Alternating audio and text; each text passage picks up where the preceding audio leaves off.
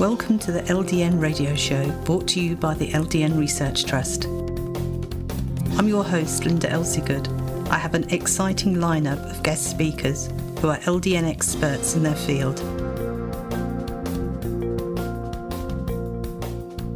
We will be discussing low-dose naltrexone and its many uses in autoimmune diseases, cancers, etc. You're invited to join us on air, asking your questions by calling in on the local rate phone numbers in the UK and the US, which can be found on ldnradio.org.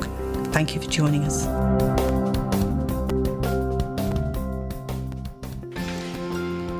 Today our guest is Dr. Akbar Khan, and he's going to be talking about LDN and cancer, and we'll be answering your questions.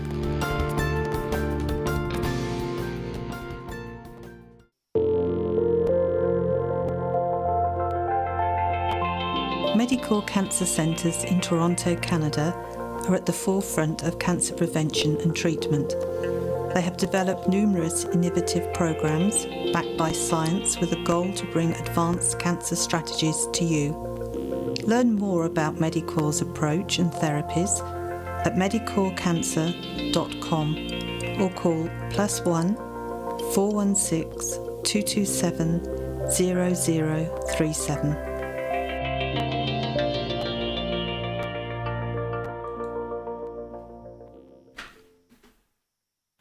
Thank you and welcome to the show. It looks as though Dr. Akbar Khan has been delayed, so I would like to introduce you to Michelle, who's our call screener today, and she's from America. Thank you for joining us, Michelle. Yes. Oh, thank you for the introduction. Yes, I live in Arizona in the desert in America. Now, you would have been ideal to come to the conference in Las Vegas. That was in 2014. Yes, I had not discovered the trust at that point, and I'm very sorry that I hadn't, but I'm very excited to go to this year's conference. I know. And this year, I don't know if you can remember the number of volunteers that we're having meeting up from, obviously, myself in England. We've got Jid in Australia, and how many from America are turning up to meet everybody? Brenda from California, myself from Arizona, and Phyllis from the Midwest. And I always get her state wrong, so I'm not going to say it. Illinois. And I think Illinois, there we go. And I think Jid is from New Zealand, and Cassie is from Australia. Mm-hmm. Right, okay. So it's truly going to be an international get-together of your volunteers. It certainly is. And the excitement, I mean, this is your first conference of going in person. The air is always electric. It's really exciting. But we'll speak to you again later, Michelle. Dr. Akbar Khan is now here with us. Wonderful. Thank you. Hello, Dr. Akbar Khan. Hi. Hi, thank you. We were just having a chat there while we were waiting for you. Before we get into the questions and answers, could you tell people what it is you do at the Medical Centre when a patient first arrives to you with cancer? What are the first steps you take? Because obviously these people are going to be rather stressed and worried, should we say? Of course. So when we first see a patient for consultation, usually we have them bring some documents along. So we have copies of some of their test results, and they do a questionnaire which has some of their medical history. So what that does is effectively that kind of allows us to quickly summarize what's happened with their cancer and then get right on to discussing treatment and strategies. Also, our office is a very calming environment. It does not at all look like a doctor's office. It looks kind of like you're sitting in your living room. We've got a waterfall in there, nice colors, and so everything is completely different than a hospital setting. And I think that's really important for cancer patients, so that they feel comfortable when they come. So that's kind of how we get started. And then, of course, we do a medical consultation and we discuss the different treatment options.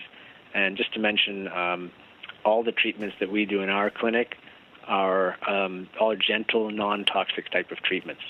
So we don't actually do the standard type of treatments that are available in the hospitals. Patients can get that in the hospital. That's all available, but we're focusing only on non-toxic treatments. And before we move on, could you tell me the type of cancers that you have been treating and what the outcomes have been? Just a general summary. Sure. So we treat every type of cancer, including, like the standard, most common cancers like breast cancer, lung cancer, prostate, as well as more rare cancers that perhaps there is no standard treatment available or there's limited research. We treat adults, we treat children as well, so there's really no limitation. Sorry, what was the other thing you wanted me to discuss? What the outcomes have been. The outcomes, right. Okay, so the outcomes really depend on what type of treatment we're using and what stage of disease. So if we're talking about, most of our patients, they tend to find out about our clinic late, and so we tend to get more stage 4 patients. So the outcomes in those cases would range from gentle treatments that we're using, I would say, between 60% up to 90% favorable results. Wow. Okay. And you talk about the gentle treatments. Which treatments are they? So LDN actually is one of our top treatments for patients that are looking for a therapy that has very, very low side effects. LDN is a perfect choice for patients that have minimal amount of cancer in the body. So, for example, somebody who's had, let's say, surgery for colon cancer, they've removed everything they can see, but then perhaps we detect that cancer is still present in the blood cells, in the bloodstream, or in the lymphatic system, and then we would offer them LDN as one of the top choices because it is very affordable and it's also very, very safe. Then if a patient has more advanced disease, if they have a significant number of tumors in the body, we may offer something like dichloroacetate, which is it's also a gentle therapy, but it works differently than LDN. It's considered a metabolic therapy, so it impacts the cancer metabolism. It interferes with the cancer's ability to use sugar for energy. It does have more side effects. It is a little more costly, but it's more powerful and more useful for advanced cases. And then finally, we have a very powerful therapy, which is an immune therapy, and that is called safe chemo, or the other name is side effect-free chemo. And in fact, it is a standard chemotherapy combined with an antidote that blocks most of the side effects of the treatment. And that originates in Berkeley, California. There's a Dr. Matsumura who developed that, and we're fortunate enough to be the first center in Canada to be able to administer that therapy. And that has an extremely high success rate, about 90% success in stage 4 cancers of all types. Wow, that's amazing. And how long have you been using that? We've been using that for about 4 years now. Mm-hmm. We started off very, very slow, just kind of learning the therapy because it's a very unique therapy, and the assessment of the results of the therapy are very different than conventional chemo, so there was a bit of a learning curve. So we started quite slow, and now we're treating typically around, I would say, about 8 or 10 patients per week. Goodness. And do you use any other therapies alongside of LDN to treat cancer at the same time? Yes, we do. So, my focus is, as a medical doctor, as an MD, my focus is on the prescription medications, of course, but we do have a naturopathic doctor that we work with, and it's common that we combine specific natural medicines along with the prescription drugs. So with LDN, for example, we have a range of natural products that we may use with it. maybe fermented wheat germ extract, lipoic acid, according to the Berkson protocol, perhaps a magnolia tree extract, which is very complementary in terms of balancing side effects with LDN, and a range of other natural products which our naturopathic doctor may prescribe. Mm-hmm. And what would you say is a diet that people should follow when they have cancer? You were talking about sugar there. Should they be having a low sugar diet? Yes. So I think one of the most important aspects of the diet when you actually have cancer, and not in terms of prevention, it may be a little different for prevention, but when you have cancer, we do believe that what's called a low glycemic index diet is appropriate. So what that means is foods that tend not to raise your blood sugar very high.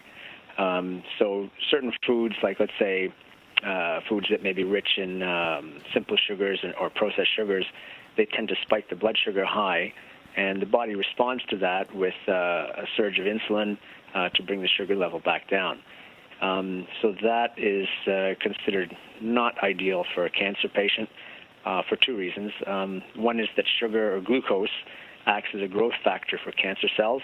So if you give them extra glucose, or if you raise the blood glucose level high, which in effect gives them extra glucose, that is associated with more progression of the cancer, more growth of the cancer. And in fact, a study was published that shows that a higher blood sugar level is in fact associated with a higher death rate in brain tumor patients. So clearly there is supporting data for this, and so we believe that a low glycemic index diet is really important. And then of course, there's many other aspects to the diet which are, just far too detailed to get into on this brief radio show. But I think that's one of the most important principles. And also the drug that I mentioned, the DCA, that is complementary to a low glycemic index diet, because the DCA also blocks the glucose use in the cancer cell. So I think those two work well together. Okay. Well, we'll just have a break and then we'll come back and start on the callers' questions. And if anybody has any questions they would like to ask Dr. Akbar Khan themselves, the call-in number is on www.ldnradio.org, and there is a local rate number if you're in the US or in the UK. To listen to individual radio shows and interviews, go to www.mixcloud.com/LDNRT. I'll repeat that. It's www.mixcloud.com/LDNRT.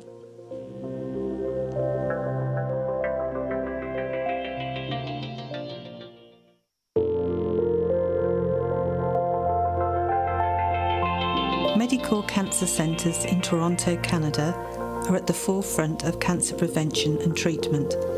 They have developed numerous innovative programs backed by science with a goal to bring advanced cancer strategies to you. Learn more about Medicor's approach and therapies at medicorcancer.com or call +1 416 227 0037.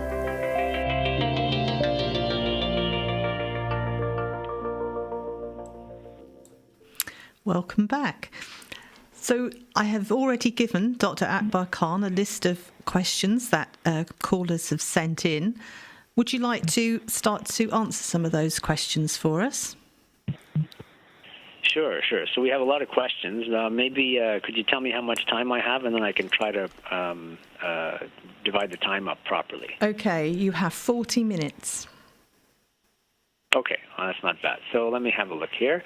Okay, so the first one, would you like me to read out the name as well, or? Just the first name, please. Just the first name. Okay, so this is from Sana, and this says, can you please help me? My mother has advanced ovarian cancer, And I'm just going to shorten it here because the question's kind of long. So she's had 6 rounds of chemo, carboplatin, and paclitaxel. And then they're going to do a CT scan and decide what to do. And she is also perhaps going to take Avastin, which is a drug that blocks the growth of blood supply in tumors. And so there's a concern about the side effects of Avastin and wondering if LDN would be a good option instead of the Avastin. Now, since the cancer is as a high-grade cancer, which tends to be an aggressive type of cancer, LDN is a gentler therapy, and so my first comment is I think LDN certainly would be safe to combine with the current chemotherapy or even to combine with Avastin because they work in different ways, and the LDN is not known to have any interaction with these medicines. LDN alone or to replace these drugs, I don't know if it's powerful enough. So I think what I would really recommend is because of this specific high-grade cancer or fast-growing cancer, I would use LDN more as a complementary therapy to combine with other therapies. And then there's a question asking if it'll help with weight gain. Well, if it's effective against the cancer, then yes, it will affect the weight gain, but not directly, not a drug effect of the LDN, more so if it limits the growth of the cancer. Next question is from Devidava, and it says, please advise if LDN can be used for treating lung fibrosis. Okay, so lung fibrosis is not really something that I treat. We only treat cancer in our clinic. However, lung fibrosis often results from a chronic inflammation. Lung fibrosis is actually, in simpler terms, is the scarring of the lungs. So if it's caused by inflammation, then LDN should actually help to prevent it from getting worse. Whether it will cause it to improve or not is hard to say. Like if the lungs are scarred, I'm not sure LDN really is going to improve that. But if the disease is progressing, then LDN theoretically could stop it in its tracks. So I don't think there's any problem giving it a try. Next question is from Zachary. The question is, being a sufferer of post-chemotherapy cognitive impairment, I'm cautious of anything with anti-cancer properties. I was wondering if there's any correlation between LDN and apoptosis or programmed cell death of healthy human cells or myelin sheath damage. So what the listener is referring to is, could LDN cause death or damage to normal nerve tissue? So in my experience and everything that I have read so far in the literature, there really is no nerve toxicity from LDN. I would not have a problem using it in a case of a patient who's had previous chemotherapy and has some brain injury from that. If you want to use it for recurrence prevention or for control of disease, I would have no problem with that at all. Next question is from Patricia, which says, apparently LDN is more effective when scheduled with rest periods between taking it or not taking it, and how is this done and how many days of rest? Okay, so this question has not really been answered fully yet by human studies. There was a recent study which the LDN Research Trust actually co-sponsored, which showed that LDN given with breaks around the time of chemotherapy can actually make it more effective in terms of enhancing the chemotherapy. So that study really was, I think, it was the first study of its kind, really, that demonstrated this. And so I really don't have clarity about how many days of rest is required. Based on this study, what I recommend is when you're doing LDN with chemotherapy, I tend to stop it a day or two before, and then I restart it about 3 or 4 days after the chemo. When you're doing LDN by itself, I think that the standard protocol that's used, the daily protocol, is, in fact, that is kind of giving you a rest, because what you're doing is you're taking LDN at bedtime, and then you get a boost in your endorphins in the middle of the night, and then through the rest of the day, that's kind of the rest period. So far, what I've been doing is I've been using LDN more continuously, like in a daily treatment without like taking a week off it or that type of thing. And we've been getting quite good results with it that way. Now, let me just ask you, Linda, in your experience, the other practitioners that you work with, has anybody been cycling LDN, like taking a week off for a cancer treatment?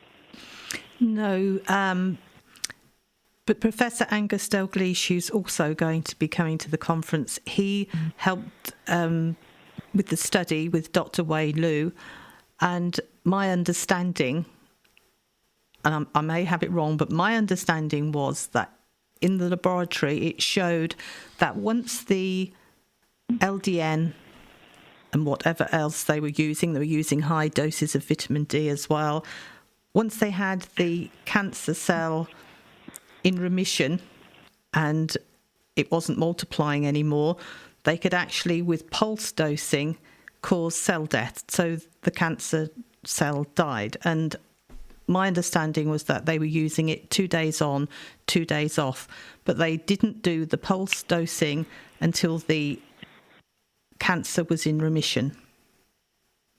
Oh, I see. But okay, I'll introduce you to him at the conference, and you'll be able to ask him all your questions. I'm sure there's more information that they have that probably hasn't been published yet, and then we can find that out and hopefully present at the conference. But my concern in extrapolating a in vitro study to human use, to clinical practice, is that the cell lines that are being used, they often behave somewhat differently than when you administer the drug to a human. So I think it's a little preliminary to say what kind of cycle we need to use in humans. And if you look at the work done by Dr. Bihari, certainly he was using LDN in more of a daily routine, and he got quite good results with that. So whether we can improve upon that on maybe instead of doing LDN every day, if you do it, for a week on and then 2 days off or that type of thing, or we don't know yet. I think it's still early to say. Mm-hmm. I hope that answers Patricia's question. Then I have a question from Rob, which is dealing with prostate cancer. And he says, I've been taking LDN for 6 months.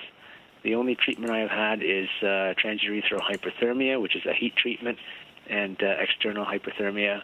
And my current dosage is 4.5 milligrams before bedtime. And along with my other protocols, the cancer does not appear to be getting worse. It seems to be stable, but no real improvement. In your experience, how long does it take to see results, and is prostate cancer one of the issues that LDN has good results with? Okay, so I think, based on what Rob is saying, that he is in fact getting results with the LDN. The fact that the disease is stable, to me, that's a good sign. If you're not taking anything, then generally you expect to see the cancer growing over time. So he's been taking for 6 months, and I think 6 months is an adequate trial for LDN. We usually recommend a minimum of 3 months to assess whether LDN is going to be effective. And for certain cancers that are more slow-growing, then we recommend up to 6 months trial to determine if the drug is working. So I believe that Rob has had an adequate trial of LDN, and the stability of the disease is certainly a good sign. Everybody responds differently to LDN. Some people may have tumor reduction, or some people may have tumor stabilization. So to me, this is a good result for Rob. Okay, next question is from Kenneth. And he's saying, my friend has prostate cancer, is being treated with Zoladex injections. That's a testosterone blocker. The injections are every 3 months. His doctors reject the use of LDN, and he's wondering if anyone else has combined these drugs. Okay, so yes, we have combined these drugs. And again, LDN really does not interact with other medications on a drug-drug interaction level. So I think it's quite safe to try LDN with the Zoladex. However, in this case, if Kenneth's friend is already responding to the Zoladex, and let's say that the PSA is coming down, or there's other signs that the cancer is improving, then we don't really necessarily need to use LDN at this point in time. Certainly it can be added, and perhaps it can enhance the therapy, but I think the first thing is to assess whether it's even necessary. Okay, so next question is from Christine, stomach cancer. And the question is LDN appropriate for my condition? I've survived breast cancer. I'm type 2 diabetic and just diagnosed with stomach cancer by biopsy and about to have a CT scan. And the doctor's initial thought is laparoscopic gastrectomy, so removal of stomach through a small incisions with a video camera. And she's 69 years old and in excellent health. And so what's my opinion on that? So, gastric cancer, stomach cancer tends to be an aggressive type of cancer. And again, LDN is quite a gentle therapy. So I think that, LDN could certainly be started right away. There's no concern being diabetic. LDN should not affect the blood glucose. Now just keep in mind that, as I said, it does take about 3 months to really assess the LDN. So if the cancer is growing quickly, then I don't really think that the LDN alone is going to be adequate. It might be, but I wouldn't really take the chance. So I would say, to combine LDN with some more powerful therapies, that would be my preference in this type of case. Okay, and then we have a question from Sanja, which is about lung cancer. And it says, my father started 0.5 milligrams of LDN liquid 10 days ago, and after 2 days he felt awful. He's not changing any other medicines. The only difference with the LDN, total lack of appetite, felt sick. So we took a break from LDN. He's diabetic on insulin and has to keep a normal level of blood sugar. He doesn't take any other medication except Lyrica, which is a anti-seizure drug used for treating diabetic nerve pain, and also cannabis oil occasionally. So the question is, does the cannabis oil perhaps not go well with the LDN? And so my advice there would be that really doesn't fit with LDN side effects. First of all, the dose is very, very low. 0.5 milligram is in fact, that's below the starting dose that we use in adults. He doesn't say how old his father is. I don't think, no. So I'm thinking, this could be more a cannabis oil side effect. Although the cannabis oil doesn't really cause a reduction in appetite. In fact, depending on the preparation, it may cause an increase in appetite, but it can cause you to feel unwell. It can cause memory problems, sometimes some confusion. I don't know of any interaction between cannabis oil and LDN, so I'm not really concerned about that. But I would say, if you want to really determine whether this is an LDN side effect, I would take a break from the LDN for about a week or two, and then reintroduce it again without anything else changing, and see if you get the same side effect. And if you do get the same side effect, then then it probably is the LDN, but that would be an extremely rare and extremely unusual side effect, which I have never seen. That doesn't mean it's not possible, but it'd just be quite unusual. So that's my advice. I would repeat the trial of LDN and then try to assess whether that's the problem or not.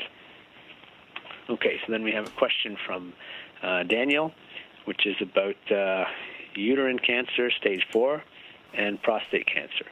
Simple question is, how does LDN work on these cancers? So as I mentioned, we have used LDN for prostate cancer, and it is clearly effective for this type of cancer. And for stage 4 uterine cancer, okay, so stage 4 really means that the cancer has spread from the uterus to other parts of the body that are not near the original organ. So, for example, spread to the lung.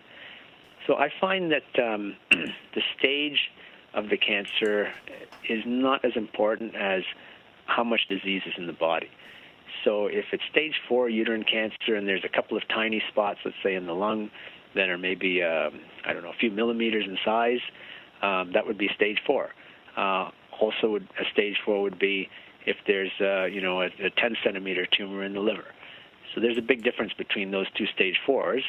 And I would say in cases where there's minimal disease, smaller tumors, and also a slower growing cancer, that would be more appropriate for use of LDN. Not to say that it won't work for a more aggressive cancer, but what can happen is the LDN takes time to kick in, and so you really want to use a more powerful therapy initially if there is a faster growing or more aggressive cancer. So the final answer is yes, it can work for both those cancer types, and my personal preference is to use LDN more for cancers that have a limited disease volume, whether it's stage 4, stage 3 or not. That doesn't seem to make that much difference to me. Okay, and then we have a question from Alexander, which is, how often should LDN be used for metastatic melanoma treatment, and for how long?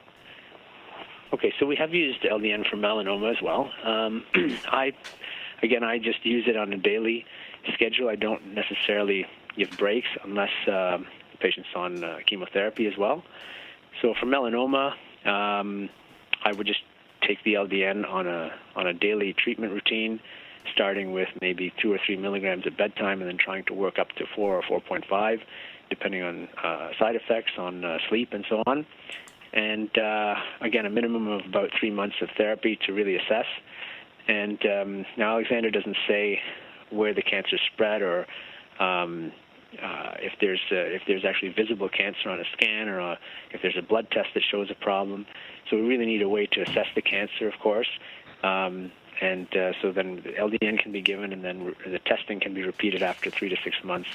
Well, for sure for 3 months, and then if there's potentially some response, or at least the cancer seems to have slowed down or has stopped growing, then the LDN could be continued, and the scans and other tests can be repeated after another 3 months, and then hopefully there's some control of the disease. How am I doing for time there, Linda? You're doing well, but before we continue, we'll just go to another break. We'll be back in just a minute.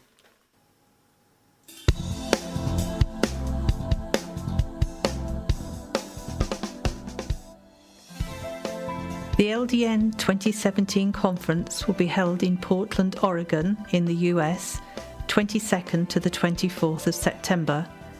If you are unable to attend in person, we'll bring the conference to you, regardless where you live. You can participate via our live stream. Check out www.ldn2017.com for early bird discounts. The conference will examine life-changing breakthroughs for treating multiple sclerosis, Crohn's disease, colitis, autism, irritable bowel syndrome, lupus, fibromyalgia, rheumatoid arthritis, chronic pain, mental health issues, restless leg syndrome, and many other conditions using low-dose naltrexone. For tickets, live stream, and sponsorship opportunities, go to www.ldn2017.com.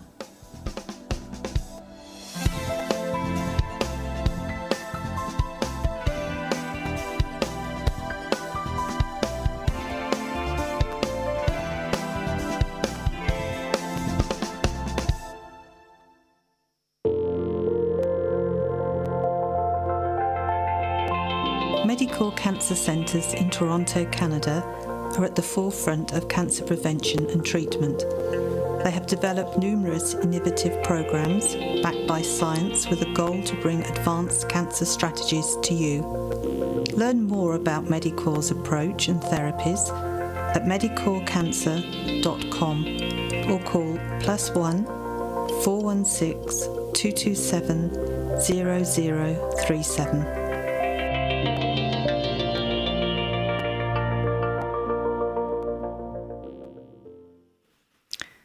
Thank you. Welcome back.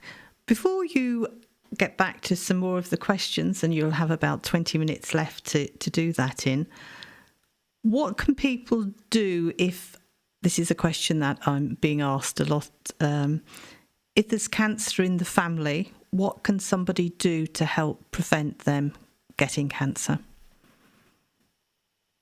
Oh, that's a really, really good question, Linda, because I think that the best way to deal with cancer is to prevent it from occurring in the first place. Mm-hmm. Given what we're facing these days with the number of people that are being diagnosed with cancer, I think we have a serious problem.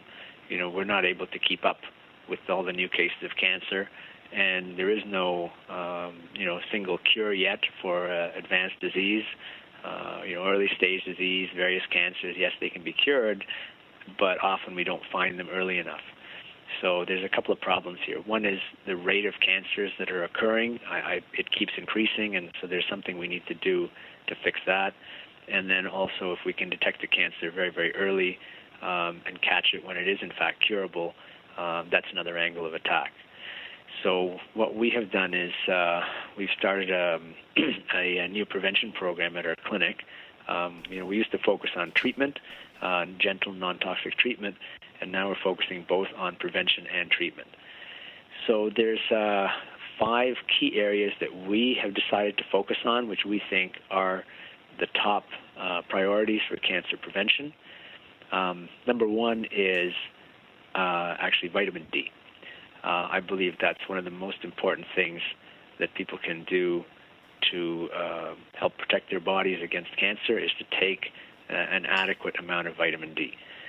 So that in itself is quite a big topic. So I'm going to just give your audience a very brief overview.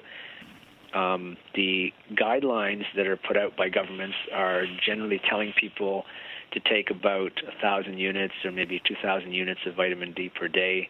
And most guidelines that I've come across tell people not to get their blood levels done to check their vitamin D level.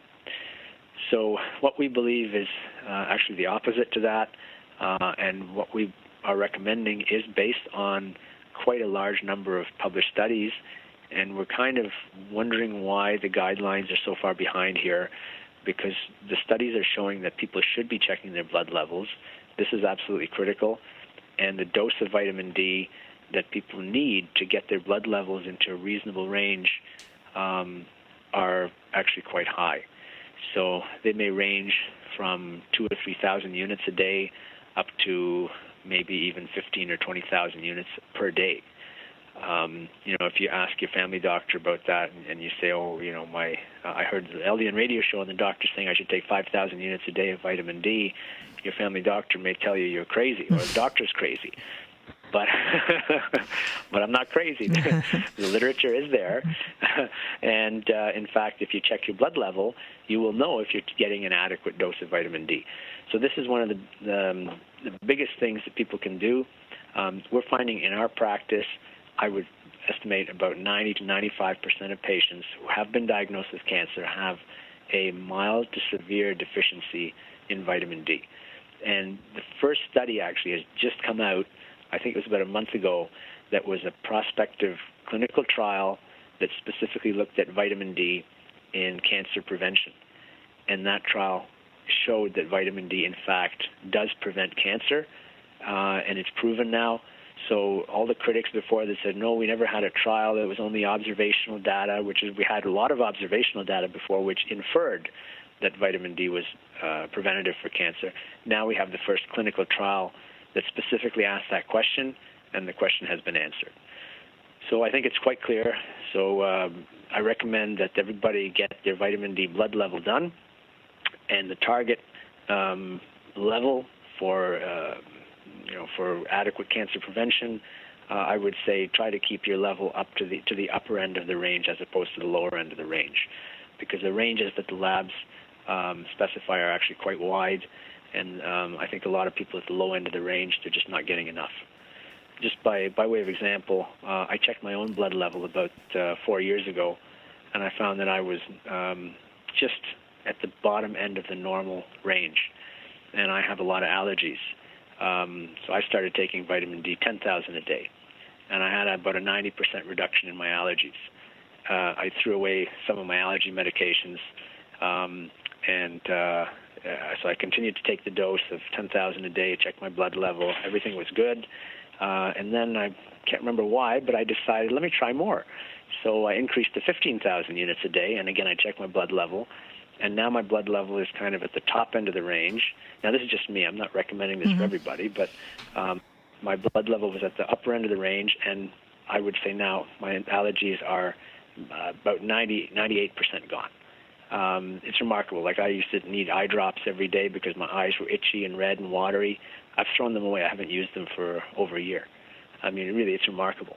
Wow. And I've heard the same story from other people that I've recommended vitamin D to who have allergies. And we know vitamin D regulates the immune system. So not only does it boost a weak immune system, but it seems to calm down an overactive immune system. So it's very complementary to LDN, in fact. So that was my top, as a sort of a long answer, I guess, but that was my top choice for cancer prevention. Before we move, get the right dose of vitamin D. Before we move on from that, I have been asked, can you take too much vitamin D? Is there a limit where it becomes harmful to you? Yes, you can. So with anything, there's going to be a correct range. So the vitamin D, there's actually quite a broad range of safety. Not like I was taught in medical school that if you take maybe 5,000 a day or something, it's going to be toxic. Well, that's actually not true. For most people, it's not true. But yes, you can take too much, and if you do take too much, it can leach calcium out of your bones. Then you get a high blood calcium level, which can then affect your kidneys. So in order to prevent that from happening, basically we just check the vitamin D level and make sure it doesn't go in the toxic range. And the other thing is at the beginning of therapy, when we're using high doses, we usually just check the blood calcium level a couple of times to make sure that everything's okay. And that's really about it. And we've been doing this now for, for several years. We've been using high-dose vitamin D. And just last week, I had my first patient who had very slightly high blood calcium level from taking too much vitamin D. And so all we did was we just told him to take a break for a few weeks, and I'm sure his blood calcium will just come right back down. Really no issue at all. He didn't feel anything. We just picked it up in the blood. So, yes, it can be toxic, but the margin of safety is actually quite high.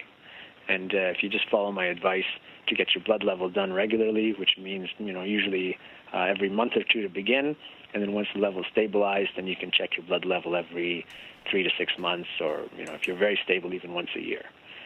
So I think it's perfectly fine. It's very safe. Just you have to do it the right way. Mm-hmm. Thank you.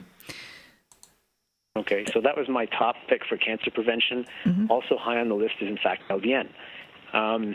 The reason that I choose LDN for cancer prevention, even though it hasn't been formally studied for that, is because we know that LDN is important in reducing chronic inflammation, and that chronic inflammation is one of the things that does cause cancer. So, patients, for example, with autoimmune diseases like Crohn's disease or colitis, they're prone to get colon cancer. Any chronic inflammatory condition can lead to cancer down the road. And we know that LDN does calm down an overactive immune system by regulating the immune system. So for that reason, I think it's quite logical to use LDN as a cancer prevention. And, of course, it is very cost-effective and it's very, very safe. So that's one of our top recommendations as well. And the other things that we do look at is we look at, the biggest cause really would be cigarette smoking. Still worldwide, that's the number one cause of cancer. And my understanding is that in UK, public health, in fact, endorses electronic cigarettes. And so we also agree with that recommendation, and that's one of our top picks for cancer prevention for smokers. We recommend that they transition immediately over to a high-quality, safety-tested electronic cigarette, because in that device, if it's a quality device and if it's used properly, it does not produce carcinogens, whereas, of course, traditional cigarettes, because of combustion of tobacco, you have a production of a large number of carcinogens. And so that's also one of our top recommendations. And finally, the last two things that we have targeted for prevention, one is diet.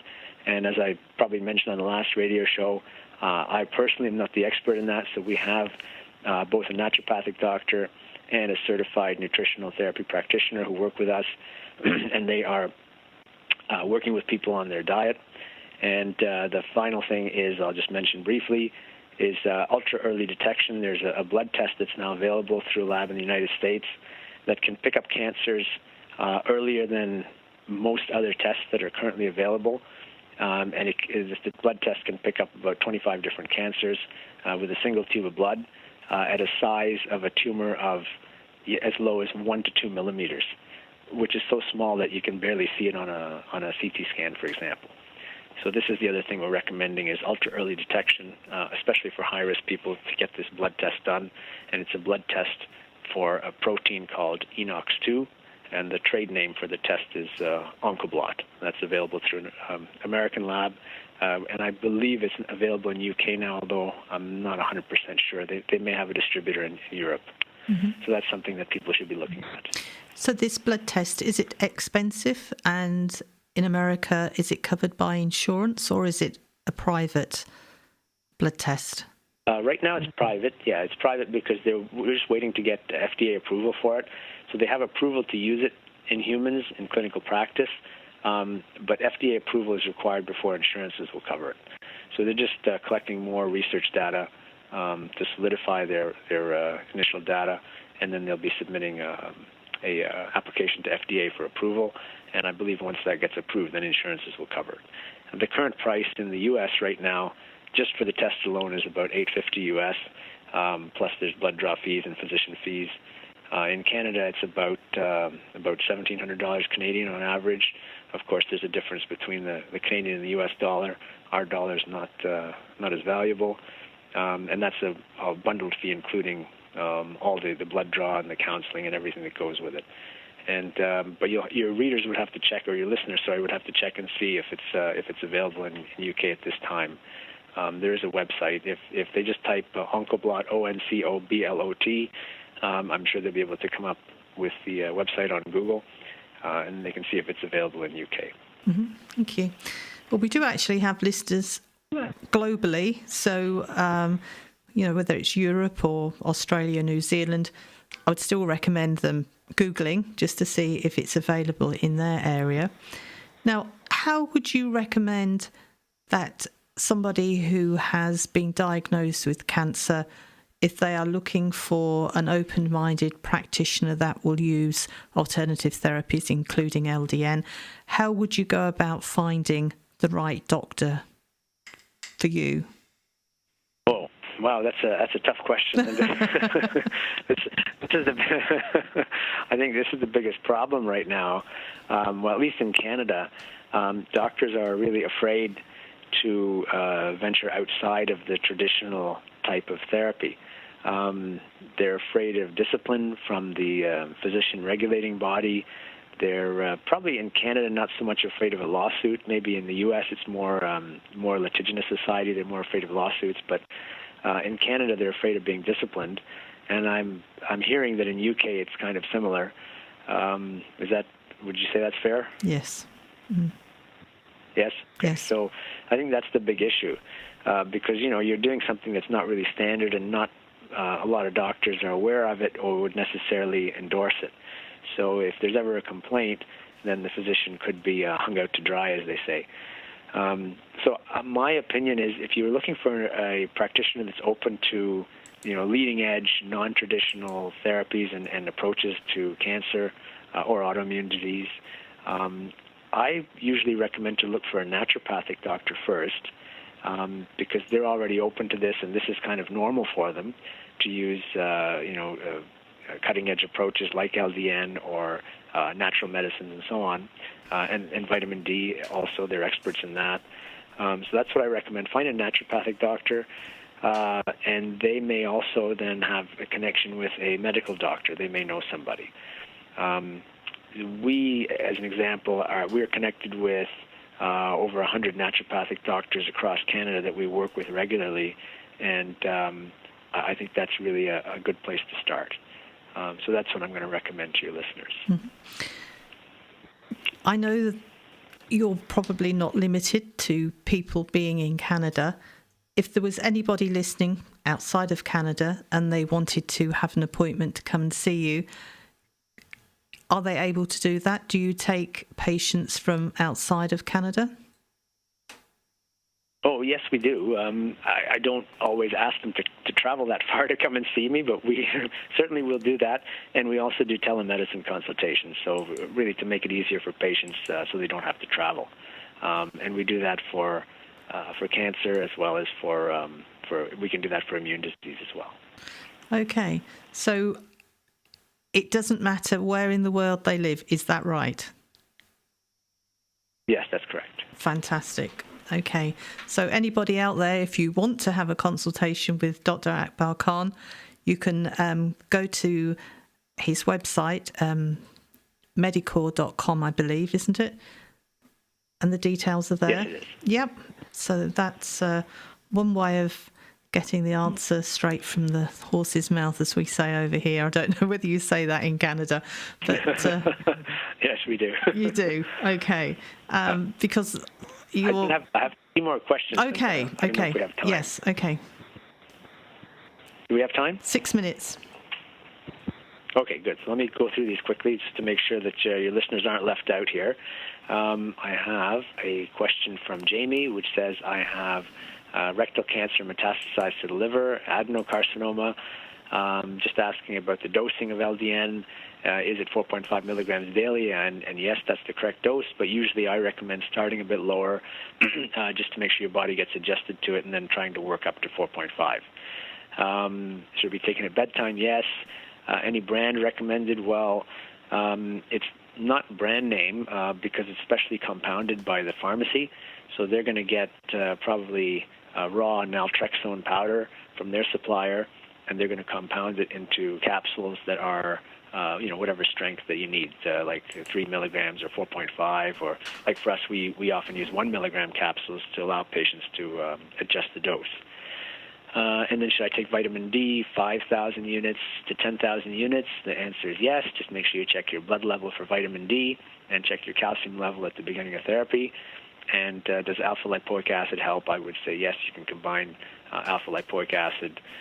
Just look up any of Bert Berkson's research, which is available free on PubMed, and in there you can find the protocols. I've got a question here from Joelle. I'm a 4-year breast cancer survivor. I have micrometastases to the bone marrow as of 2 years ago. I take Chinese herbal medications as well as iodine and many other supplements. I'm researching LDN, just started 2 nights ago at 3 milligrams. I read 3 milligrams is good for cancer, and even every other night dosing might be better. Okay, so we did discuss that. We're not sure yet if every other night is better than daily. So right now she's taking it every night. Concerned about sleep side effects, and she's not having any disruption of the sleep, so she's wondering if it's effective or not. Well, I would say if you're not having any sleep side effects, I think you can go up to 4 or 4.5 milligrams and see if that's okay, and you might get a higher boost of your endorphins. Also, can LDN be taken with turmeric, melatonin, or metformin? Yes, yes, yes. Can be taken with all of those. And she has read that turmeric might occupy the same receptor sites competing with LDN. Well, I'm not aware of that. LDN, as far as I know, only acts on the opiate receptor, and turmeric, I've really not seen anything indicating it blocks the opiate receptors. Have you heard anything different, Linda? No. No. Okay. Many doctors do LDN. both. Mm-hmm.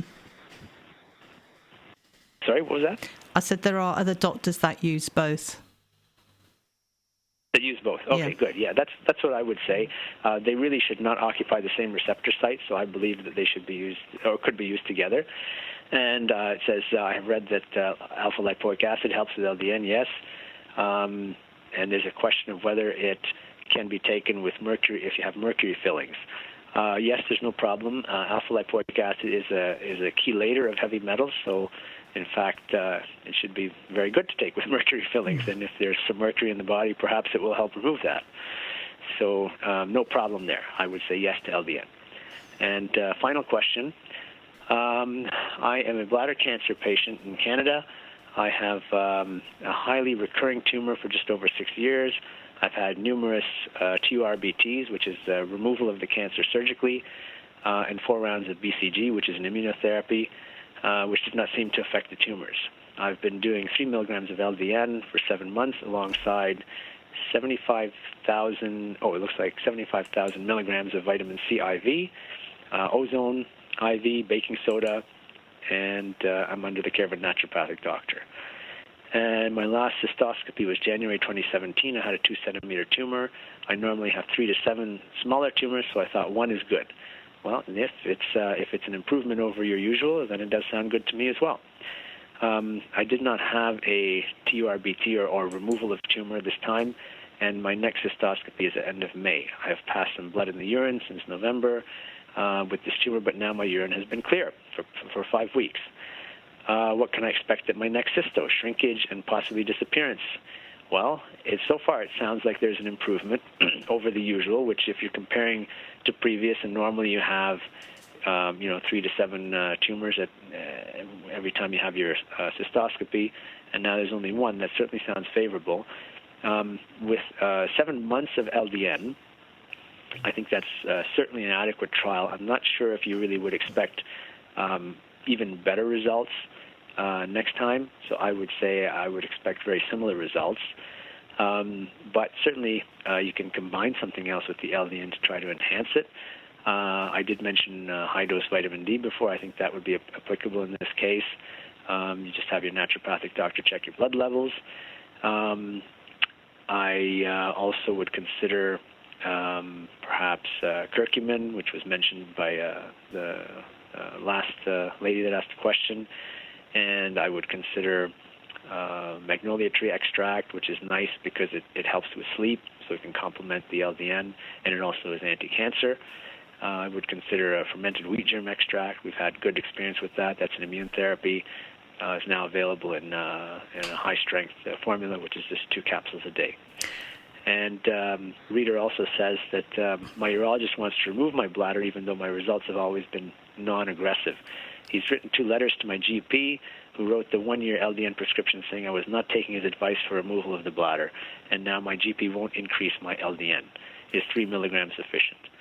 Well, I think 3 milligram is already doing something, but I would still try to go up to 4 or 4.5 if there's no disruption of the sleep. And finally, the listener has asked, I need printed materials to help change the attitudes of my doctors. So I believe that there is a lot of material available on the LDN Research Trust website. Is that correct, Linda? It is. But I'm going to have to stop you there, Akbar. We've run out of time. But if we leave it another perfect. Well, 6 months, we'll have you back. Yes. Thank you very much. Thank you. Yep. No problem. That was the last question anyway, so we got through it. Great. Thank you. The LDN Research Trust's Facebook group has almost 18,000 members around the world. It is a great place to start your research and connect with others. www.facebook.com/groups/LDNRT. It is a closed group and only members can see your post. Nothing is shown on your page or feeds. Posts can't be shared. We do also have a page where you can share links. It's www.facebook.com/LDNRT. Check out our books, conference pages by searching on Facebook. The LDN Research Trust also has a Twitter account, and you can find us on twitter.com/LDNRTrust.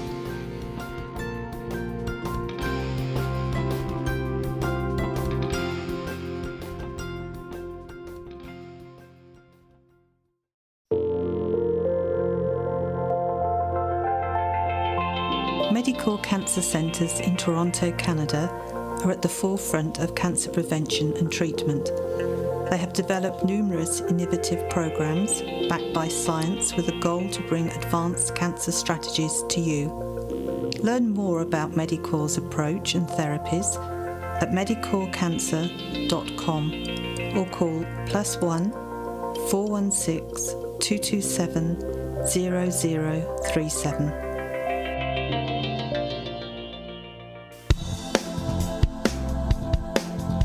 Any questions or comments you may have, please email me, Linda, Linda, @ldnrt.org. I look forward to hearing from you. Thank you for joining us today. We really appreciated your company. Until next time, stay safe and keep well.